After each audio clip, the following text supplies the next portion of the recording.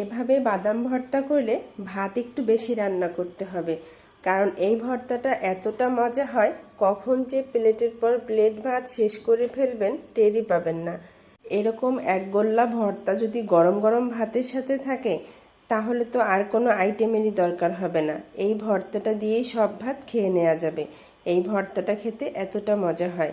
আসসালামু আলাইকুম প্রিয় দর্শক, আপনারা কাছে কিংবা দূরে, দেশ কিংবা দেশের বাহিরে যে যেখান থেকে আমার ভিডিওটি দেখছেন, আপনাদের সবাইকে অনেক অনেক ধন্যবাদ জানাচ্ছি। আজকে আমি আমার ভর্তাপ্রেমী দর্শকদের জন্য দারুণ মজাদার লোভনীয় সেরা স্বাদের বাদাম ভর্তা করব, আর সেই রেসিপিটাই আমার ভর্তাপ্রেমী দর্শকদের মাঝে শেয়ার করব। এই তো দেখেন প্রিয় দর্শক, প্রথমে আমি বাদাম নিয়ে নিয়েছি, আর এখন চুলায় একটি ফ্রাই প্যান দিয়ে তার ভেতরে কিছুটা সরিষার তেল দিয়ে দিলাম। যখনই তেল গরম হয়ে এসেছে তখন আমি শুকনো মরিচগুলো দিয়ে ভেজে নিচ্ছি। চুলার জালটাকে মিডিয়াম টু লো হিটে রেখে শুকনো মরিচগুলো ভেজে নিচ্ছি। আপনারা যারা ভর্তা খেতে পছন্দ করেন আর আজকে আমার চ্যানেলে নতুন এসেছেন, তারা কিন্তু অবশ্যই আমার চ্যানেলটি সাবস্ক্রাইব করে বেল বাটনটি অন করে রাখবেন, কারণ আমার চ্যানেলে প্রতিদিন একটা করে এরকম দারুণ মজার মজার লোভনীয় মুখরোচক ভর্তা রেসিপিগুলো শেয়ার করে থাকি, যেগুলো আপনাদের অনেক অনেক ভালো লাগবে। এই তো দেখেন প্রিয় দর্শক, শুকনো মরিচগুলো কিন্তু ভেজে নেওয়া হয়ে গেছে। এখন আমি তুলে নিচ্ছি। এখন আমি ওই তেলের ভেতরেই পেঁয়াজ রসুনগুলো ভেজে নিচ্ছি। এখানে আমি একটা রসুনের খোসা ছাড়িয়ে নিয়েছি, আর পেঁয়াজ দিয়েছি দুইটা পেঁয়াজ আর একটা রসুন। এখন আমি ভেজে নেব। এটাকে কিন্তু একটু নরম হয়ে আসলে এখন আমি নামিয়ে নেব। উপর থেকে কালার চলে আসবে আর ভিতরে কচকচা ভাবটা থাকবে। এরকম পর্যায়ে আমি নামিয়ে নিচ্ছি। এখন আমি এই তেলের ভেতরে বাদামগুলো ভেজে নেব। চুলার জালটাকে মিডিয়াম টু লো হিটে রেখে আমি এই তেলের ভেতরেই বাদামগুলো ভেজে নিচ্ছি।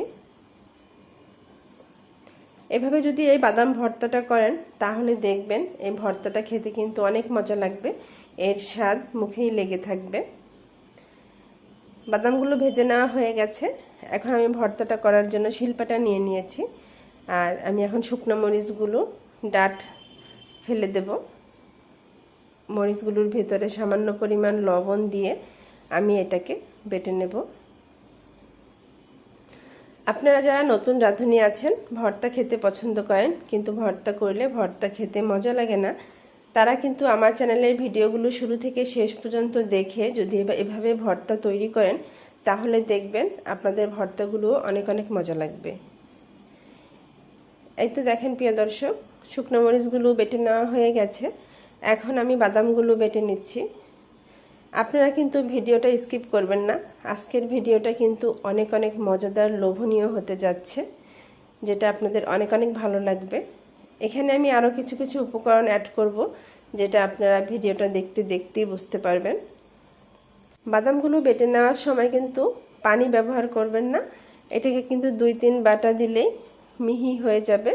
আর যদি কেউ একটু আধা বাটা খেতে চান তাহলে সেভাবেও রাখতে পারেন, আর আধা বাটা যে বাদামটা আছে সেটাও কিন্তু ভালো লাগে খেতে। আমি এখন এটাকে 2 বাটা দিয়ে মিহি করে নিচ্ছি। এটা কিন্তু আপনারা চাইলে ব্লেন্ডারও ব্লেন্ড করে নিতে পারেন, কিন্তু আমি যেহেতু শিলপাটায় ভর্তা করে খেতে পছন্দ করি, আমার কাছে মনে হয় শিলপাটার ভর্তা একটু স্বাদ বেশি হয়, তাই আমি শিলপাটায় ভর্তাটা করার চেষ্টা করি। আপনারা যারা ভিডিওটা দেখতে দেখতে লাইক দিতে ভুলে গেছেন তারা অবশ্যই একটা লাইক দিয়ে দেবেন। আমার ভিডিওটা যদি কোথাও কোনো এক অংশ ভালো লেগে যায় তাহলে কিন্তু অবশ্যই লাইক দিয়ে আপনার মূল্যবান মন্তব্যটি জানিয়ে যাবেন, কারণ আপনার সুন্দর একটি মন্তব্য আমাকে পরবর্তী ভিডিও তৈরি করতে উৎসাহিত করে। এই তো দেখেন প্রিয় দর্শক, বাদামগুলো মিহি করে বেটে নিয়েছি। এখন আমি যে পেঁয়াজ আর রসুনটা ভেজে রেখেছিলাম সেগুলো আমি দিয়ে দিচ্ছি, আর এখানে দিয়ে দিলাম ধনেপাতা কুচি, আর এগুলো আমি বেটে নিচ্ছি। আর সব উপকরণগুলো এখন আমি একসাথে মিক্স করে নিচ্ছি।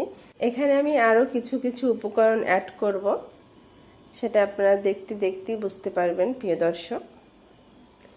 এখন আমি সব উপকরণগুলো একসাথে বেটে নিচ্ছি। এখানে কিন্তু কোনো পানি ব্যবহার করবেন না, কারণ ভর্তাটা কিন্তু পানি ব্যবহার করলে ভর্তাটার টেস্ট নষ্ট হয়ে যাবে। এই তো দেখেন, আমি কিন্তু কোনো পানি ব্যবহার করিনি। ভর্তাটা কিন্তু তৈরি করা হয়ে গেছে। এখন আমি এখানে অ্যাড করে দিচ্ছি কাঁচা সরিষার তেল, যেটা দেওয়ার কারণে এর টেস্ট খুবই ভালো আসবে। আর এখানে দিয়ে দিচ্ছি পেঁয়াজ কুচি।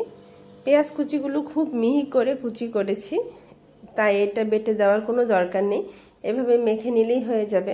ভর্তাটা যখন ভাতের সাথে মেখে নেব, তখন পেঁয়াজ কামড় পড়লে যে একটা কচকচা ভাব আসবে, সেটা কিন্তু অনেক ভালো লাগবে খেতে। এই তো দেখেন প্রিয় দর্শক, আমার কিন্তু ভর্তাটা তৈরি করা হয়ে গেল। এভাবে যদি এই বাদাম ভর্তাটা করেন, তাহলে কিন্তু ভাত একটু বেশি রান্না করতে হবে, কারণ এই ভর্তাটা এতটা মজা লাগবে যে কখন যে প্লেটের পর প্লেট ভাত শেষ করে ফেলবেন টেরই পাবেন না। এর স্বাদ মুখেই লেগে থাকবে। অনেক ভর্তাই তো অনেকভাবে খেয়েছেন, এভাবে একটু বাদাম ভর্তা করে খেয়ে দেখবেন, আশা করি আপনাদের ভালো লাগবে। যারা ভিডিওটা দেখতে দেখতে লাইক দিতে ভুলে গেছেন, তারা অবশ্যই একটা লাইক দিয়ে আপনার মূল্যবান মন্তব্যটি জানিয়ে যাবেন। আর অবশ্যই আমার চ্যানেলটি সাবস্ক্রাইব করে বেল বাটনটি অন করে রাখবেন, কারণ আমার চ্যানেলে অনেক অনেক ভর্তার রেসিপি আপলোড করেছি। আর সামনেও অনেক ইউনিক মজার মজার ভর্তার রেসিপিগুলো দেব, সেগুলো আপনাদের অনেক অনেক ভালো লাগবে। আর এতক্ষণ যারা আমার সাথে ছিলেন, আপনাদের সবাইকে অনেক অনেক ধন্যবাদ জানিয়ে আজকের মতো বিদায় নিচ্ছি। আল্লাহ হাফেজ।